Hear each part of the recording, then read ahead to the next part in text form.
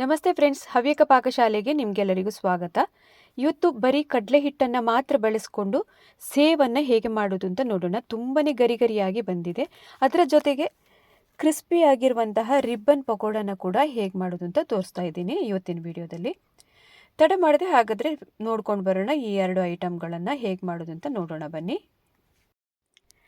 ಈಗ ಮೊದಲಿಗೆ ಕಡಲೆ ಹಿಟ್ಟನ್ನು ತಗೊಂಡು ಅದನ್ನು ಜರಡಿ ಹಿಡ್ಕೊಳ್ಬೇಕು. 3 ಕಪ್ ಆಗುವಷ್ಟು ಕಡಲೆ ಹಿಟ್ಟನ್ನು ತಗೊಂಡಿದ್ದೀನಿ. ಅದನ್ನು ನೋಡಿ ಈ ಥರ ಸ್ಟ್ರೈನರ್ನ ಮೂಲಕ ಚೆನ್ನಾಗಿ ಗಂಟೆಲ್ಲ ಇಲ್ಲದೆ ಇರೋ ಥರ ನೋಡಿ ಈ ಥರ ಜರಡಿ ಹಿಡ್ಕೊಳ್ಬೇಕಾಗತ್ತೆ. ಕ್ಲಿಯರಾಗಿ ಫೈನಾಗಿ ನಮಗೆ ಪುಡಿ ಸಿಗಬೇಕು, ಆ ಥರ ಮಾಡ್ಕೊಳ್ಬೇಕು ನೋಡಿ ಹೀಗೆ. ಇನ್ನೀಗ ಈ ಕಡಲೆ ಹಿಟ್ಟನ್ನು ಒಂದು ಮಿಕ್ಸಿಂಗ್ ಬೌಲಿಗೆ ಹಾಕ್ತಾ ಇದ್ದೀನಿ. ಮಿಕ್ಸಿಂಗ್ ಬೌಲಿಗೆ ಹಾಕಿ ಆದ ನಂತರ ಇದಕ್ಕೆ ರುಚಿಗೆ ಎಷ್ಟು ಬೇಕೋ ಅಷ್ಟು ಉಪ್ಪನ್ನು ಕೂಡ ಹಾಕ್ಕೊಳ್ತಾ ಇದ್ದೀನಿ. ಅದರ ನಂತರ ಕಲರಿಗೆ ಸ್ವಲ್ಪ ಅಷ್ಟೇ ಹಳದಿ ಪೌಡ್ರನ್ನು ಹಾಕ್ಕೊಂಡಿದ್ದೀನಿ. ಉಪ್ಪು ಮತ್ತು ಹಳದಿ ಪೌಡ್ರನ್ನು ಹಾಕಿ ಚೆನ್ನಾಗಿ ಒಮ್ಮೆ ಮಿಕ್ಸ್ ಮಾಡಿ ಆದ ನಂತರ ಇನ್ನು ನಾವು ನೀರನ್ನು ಹಾಕ್ಕೊಂಡು ಸ್ವಲ್ಪನೇ ನೀರನ್ನು ಹಾಕ್ಕೊಂಡು ನೋಡಿ ಸ್ಪೂನ್ನ ಸಹಾಯದಿಂದ ಈ ಥರ ಹಿಟ್ಟನ್ನು ಚೆನ್ನಾಗಿ ರೆಡಿ ಮಾಡ್ಕೊಳ್ಬೇಕು. ಒಮ್ಮೆಲೆ ನೀರನ್ನು ಹಾಕ್ಕೊಳ್ಳೋದಕ್ಕೆ ಹೋಗಬೇಡಿ, ಸ್ವಲ್ಪನೇ ಹಾಕ್ತಾ ಕಲಿಸ್ತಾ ಹೋಗಬೇಕು. ನೋಡಿ ಈ ಥರ ಕನ್ಸಿಸ್ಟೆನ್ಸಿಯಲ್ಲಿ ಇರಬೇಕು. ಸ್ಪೂನ್ನ ಸಹಾಯದಿಂದಲೇ ಹೀಗೆ ಹಿಟ್ಟನ್ನು ಕಲಿಸ್ತಾ ಹೋಗ್ಬೋದು. ಯಾವುದೇ ಥರ ಗಂಟೆಲ್ಲ ಇಲ್ಲದೇ ಇರೋ ಕಾರಣ ಚೆನ್ನಾಗಿ ಹೊಂದ್ಕೊಳ್ಳುತ್ತೆ ಅದು. ಇನ್ನು ಈ ಥರ ಕಡಲೆ ಹಿಟ್ಟನ್ನು ಕೈಯಲ್ಲಿ ಕಲಿಸೋದ್ರಿಂದ ತೀರಾ ಅಂಟ್ಕೊಳ್ಳುತ್ತೆ ಕೈಗೆ. ಅದಕ್ಕೋಸ್ಕರ ಹೀಗೆ ಸ್ಪೂನ್ನ ಸಹಾಯದಿಂದ ಹೀಗೆ ಮಾಡೋದ್ರಿಂದ ಕೆಲಸ ತುಂಬ ಸುಲಭ ಆಗುತ್ತೆ. ಹಿಟ್ಟೆಲ್ಲ ಈ ಥರ 5 ನಿಮಿಷ ಕಲಸಿ ಆಯಿತು, ರೆಡಿ ಆಯಿತು ಅಂದಾಗ ಈ ಥರ ನೋಡಿ ಚಕ್ಲಿ ಮೇಕರ್ ಬರುತ್ತಲ್ಲ, ಅದಕ್ಕೆ ನೋಡಿ ಸೇವ್ ಮಾಡುವಂತಹ ಪ್ಲೇಟನ್ನು ನಾನು ಹಾಕ್ಕೊಂಡಿದ್ದೀನಿ. ಸೈಜ್ ನಿಮಗೆ ಬೇಕಾದ ಸೈಜಲ್ಲಿ ಹಾಕ್ಕೊಳ್ಬೋದು. ಸಣ್ಣ ಸೇವ್ ಬೇಕಾದರೆ ಸಣ್ಣದ್ದು, ಅಥವಾ ದೊಡ್ಡಕ್ಕೆ ಸೇವ್ ಬೇಕು ಅಂತಂದರೆ ಹಾಗೂ ಮಾಡ್ಕೊಳ್ಬೋದು. ಅದಕ್ಕೆ ನೋಡಿ ಈ ಥರ ಸ್ಪೂನ್ನ ಸಹಾಯದಿಂದಲೇ ಹೀಗೆ ಹಾಕ್ಕೊಳ್ಬೇಕು. ಕೈನ ಯಾವುದೇ ಕಾರಣಕ್ಕೂ ಯೂಸ್ ಮಾಡೋದಕ್ಕೆ ಹೋಗಬೇಡಿ. ತೀರಾ ಅಂಟ್ಕೊಂಡಾಗ ತೆಗೆಯೋದಕ್ಕೆ ತುಂಬಾ ಕಷ್ಟ ಆಗುತ್ತೆ. ಅದಕ್ಕೋಸ್ಕರ ನೋಡಿ ಸ್ಪೂನ್ನ ಸಹಾಯದಿಂದಲೇ ಹೀಗೆ ಹಾಕೋದೇ ಒಳ್ಳೆಯದು. ಇನ್ನು ಸ್ಟವ್ ಮೇಲೆ ಎಣ್ಣೆನ ಆಗಲೇ ಬಿಸಿಗೆ ಇಟ್ಟಿದ್ದೀನಿ ನಾನು. ಅದರಲ್ಲಿ ಕಾದ ಎಣ್ಣೆಯಲ್ಲಿ ಸೇವ್ ಬಿಡ್ತಾ ಬಂದರೆ ಆಯಿತು. ನೋಡಿ ಹೀಗೆ ಉರಿನ ಹೈ ಫ್ಲೇಮಲ್ಲೇ ಇಟ್ಕೊಳ್ಬೇಕು. ಜಾಸ್ತಿ ಉರಿನಲ್ಲೇ ಇದನ್ನು ಮಾಡಬೇಕು. ನೋಡಿ ಹಾಕ್ತಾ ಹೋದಾಗೇ ಒಮ್ಮೆಲೆ ನೊರೆ ಬರುತ್ತೆ. ಅದು ನೊರೆ ಬಂದ ತಕ್ಷಣವೇ ಸ್ಟಾಪ್ ಆಗುತ್ತೆ. ನೋಡಿ ಒಂದೇ ಕ್ಷಣದಲ್ಲಿ ಸೇವ್ ರೆಡಿ ಆಗುತ್ತೆ. ನೋಡಿ ಎಷ್ಟು ಬೇಗ ಆಗುತ್ತೆ ಅಂತ. ಒಂದು ಸೈಡು ಆಯಿತು ಅಂದಾಗ ಇನ್ನೊಂದು ಸೈಡಿಗೆ ಉಲ್ಟಾ ಮಾಡಿ ನಾವು ಹಾಕಿದ ನಂತರನೂ 1 ಸೆಕೆಂಡ್ ಅಷ್ಟೇ ಇದನ್ನು ಕಾಯಿಸಿದರೆ ಸಾಕು ಎಣ್ಣೆಯಲ್ಲಿ.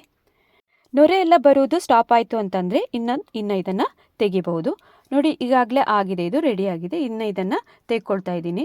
ಮತ್ತು ಎಣ್ಣೆಯಲ್ಲಿ ನಾವು ಹಾಗೆ ಬಿಟ್ಟರೆ ಅದು ಕಪ್ಪಾಗಿ ಹೋಗುತ್ತೆ, ಸೀದು ಹೋಗುತ್ತೆ. ಆಮೇಲೆ ಹೈ ಫ್ಲೇಮಲ್ಲಿ ಇಟ್ಕೊಂಡಿದ್ದೀವಲ್ಲ ಬೇರೆ, ಅದಕ್ಕೋಸ್ಕರ ಆದಷ್ಟು ಬೇಗ ಇದನ್ನು ತೆಗಿಬೇಕು. ಆಗಲೇ ಅದು ಕ್ರಿಸ್ಪಿಯಾಗಿ ಬಂದಿರುತ್ತೆ, ಅಷ್ಟು ಚೆನ್ನಾಗಿ ಬಂದಿರುತ್ತೆ. ನೋಡಿ ಇದೀಗಾಗಲೇ ಆಗಿದೆ, ತೆಗಿತಾ ಇದ್ದೀನಿ. ಎಣ್ಣೆ ಸ್ವಲ್ಪನೂ ಹೀರದೆ ಹಾಗೆಯೇ ಅಷ್ಟು ಸಾಫ್ಟಾಗಿ ಚೆನ್ನಾಗಿ ಬರುತ್ತೆ. ತಿನ್ನೋದಕ್ಕೂ ಗರಿಗರಿಯಾಗಿರುತ್ತೆ. ಇನ್ನೊಂದನ್ನು ಕೂಡ ಅದೇ ಥರ ಮಾಡೋಣ. ನೋಡಿ ಉರಿ ಆಗಲೇ ನಾನು ಹೇಳಿದ ಹಾಗೆ ಹೈ ಫ್ಲೇಮಲ್ಲೇ ಇಟ್ಕೊಂಡಿದ್ದೀನಿ. ಹೀಗೆ ನೊರೆ ಮೇಲೆ ಬರ್ತಾ ಬಂದ ಹಾಗೆ ಕೈಗೆ ಸ್ವಲ್ಪ ಬಿಸಿ ಆಗ್ಬೋದು. ಸ್ವಲ್ಪ ಹುಷಾರಾಗಿ ಮಾಡಬೇಕು ಈ ಕೆಲಸನ. ನೋಡಿ ನೊರೆ ಎಲ್ಲ ಬರೋದೆಲ್ಲ ಸ್ಟಾಪ್ ಆಯಿತು ಅಂದಾಗ ಅದನ್ನು ಮತ್ತೆ ತೆಗಿಬಹುದು. ಒಂದು ಸೈಡ್ ಆಯಿತು ಅಂದಾಗ ಇನ್ನೊಂದು ಸೈಡಿಗೆ ಹಾಕಿದ ನಂತರನೂ ಅಷ್ಟೇ 1 ಸೆಕೆಂಡಲ್ಲೆಲ್ಲ ಇದು ರೆಡಿ ಆಗುತ್ತೆ. ಕಂಪ್ಲೀಟ್ ನೊರೆ ಸ್ಟಾಪ್ ಆಗಬೇಕು. ಅದರ ನಂತರ ತೆಗೆದ್ರೆ ಸೇವ್ ರೆಡಿ ಆಗೋಗುತ್ತೆ. ಟೀ ಟೈಮಿಗೆಲ್ಲ ಒಳ್ಳೆ ಸ್ನ್ಯಾಕ್ಸ್ ಆಗಿರುತ್ತೆ, ಇದು ಚೆನ್ನಾಗಿರುತ್ತೆ. ಇನ್ನು ಇದನ್ನು ತೆಗೆದು ಆರೋದಕ್ಕೆ ಬಿಡಬೇಕು. 1-2 ನಿಮಿಷದಲ್ಲೆಲ್ಲ ಇದು ಆರೋಗುತ್ತೆ.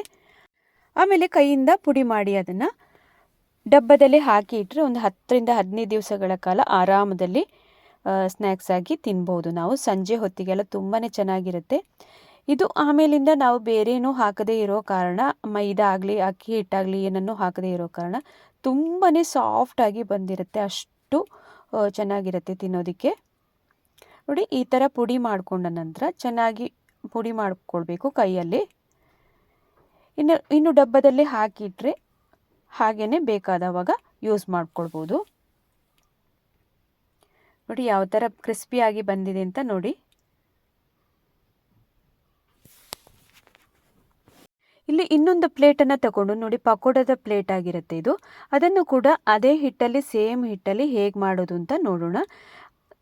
ಪ್ಲೇಟ್ ಮಾತ್ರ ಚೇಂಜ್ ಮಾಡಿರ್ತೀನಿ ನಾನು. ಹಿಟ್ಟನ್ನು ಅದೇ ಹಿಟ್ಟನ್ನು ಹಾಕಿ ನೋಡಿ ಎಣ್ಣೆಯಲ್ಲಿ ಬಿಟ್ಟರೆ ಆಯಿತು. ಇದು ಮಾತ್ರ ಮಾಡುವಾಗ ಹೈ ಫ್ಲೇಮಲ್ಲಿ ಇಟ್ಕೊಳ್ಬೇಡಿ, ಮೀಡಿಯಮ್ ಉರಿನಲ್ಲೇ ಮಾಡ್ಕೊಳ್ಬೇಕಾಗತ್ತೆ.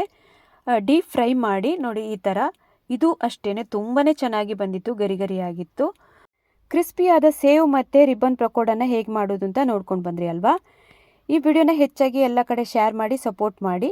ಹಾಗೆಯೇ ಮೊದಲೇ ಬಾರಿಗೆ ಯಾರು ಈ ವಿಡಿಯೋನ ನೋಡ್ತಾ ಇದ್ದೀರಾ ಅವರು ಸಬ್ಸ್ಕ್ರೈಬ್ ಮಾಡಿ ಸಪೋರ್ಟ್ ಮಾಡಿ ಅಂತ ಕೇಳ್ಕೊಳ್ತಾ ಇದ್ದೀನಿ. ಮುಂದಿನ ಇನ್ನೊಂದು ಹೊಸ ರುಚಿಯೊಂದಿಗೆ ನಾನು ನಿಮ್ಮನ್ನು ಭೇಟಿಯಾಗ್ತೀನಿ. ಅಲ್ಲಿ ತನಕ ನಮಸ್ಕಾರ.